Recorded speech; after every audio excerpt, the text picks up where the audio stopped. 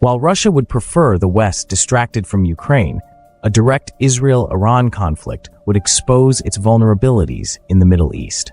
An Israeli airstrike on an Iranian embassy in Syria last week killed 3 IRGC-QF generals and 4 other Iranian military officers. Iran is expected to retaliate in the coming days or weeks. Supreme Leader Ayatollah Khamenei has vowed that Israel will be punished and regret this crime, while President Ebrahim Raisi said that the attack would not go unanswered.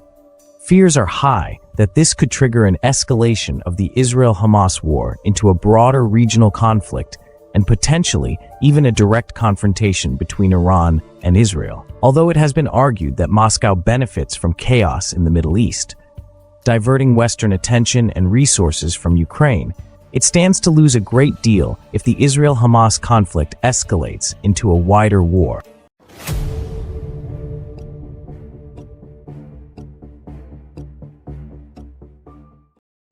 Russia has spent the last decade shoring up its influence in the region, often by taking advantage of localized conflicts. This was most evident in Libya, where Russia exploited the country's civil war to establish a foothold, and in Syria, where Russian intervention saved the Assad regime from imminent demise in 2015. Russia then expanded its footprint in Syria, establishing a permanent presence at military bases in Tartus and Khmeimim. After the U.S. withdrawal from Syria in 2019, Russia stepped into the void, helping Syrian government forces regain control of the northeast of the country. The same year, Russia held joint naval exercises with Egypt. The construction of a Russian-built nuclear plant in Egypt earlier this year demonstrated the continued growth of ties between the two countries. While Russia capitalized on instability in Syria and Libya to establish itself as a regional security guarantor, it is not positioned to reap similar benefits if the Israel-Hamas war escalates. In part, this reflects Russia's preoccupation with its invasion of Ukraine. Last October, distracted by the war, Russia failed to intervene on behalf of former ally Armenia as Azerbaijani military forces overran the ethnically Armenian enclave of Nagorno-Karabakh. This suggests that Russia currently lacks the capacity to act as a stabilizing force in the post-Soviet sphere, let alone the Middle East. Other signs suggest that Russia's influence in the Middle East may be waning. The evolution of the Russia-Iran relationship may hold clues for Russia's future status in the region. Since the start of the invasion 2 years ago, Russia has deepened its partnership with Iran, pursuing greater defense and economic cooperation since the invasion of Ukraine 2 years ago.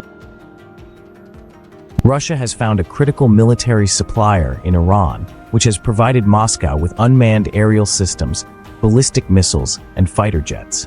A closer relationship with Iran has also improved Russia's ability to withstand international sanctions. Moscow's growing friendship with Tehran may signal that Russian influence in the Middle East remains strong.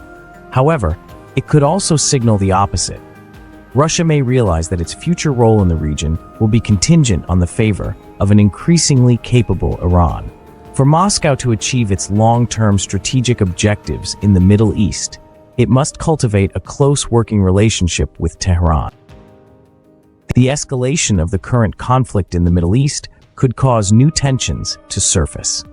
A broader regional conflict, particularly if it involves direct conflict between Israel and Iran, would limit Iran's ability to continue serving as a military supplier to Russia. Tehran may demand more support when Russia has limited capacity to provide it. Also worrying for Russia, a broader conflict in the Middle East could give China an opening to serve as a mediator, as it did in negotiating a détente between Saudi Arabia and Iran in March 2023. The Ukraine war has already contributed to Russia's growing dependence on China. Russia would be especially sensitive to Chinese attempts to encroach on its influence in the Middle East. Russia also claimed that a wider conflict in the Middle East is also something not affordable by the United States as well.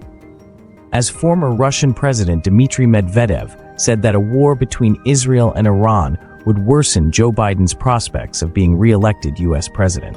America does not want a big war in the Middle East, Medvedev said on Telegram. The killings in Gaza worsen Biden's prospects in the elections, and war between Israel and Iran would introduce additional uncertainty. For now, Russia seems to be following an expected playbook.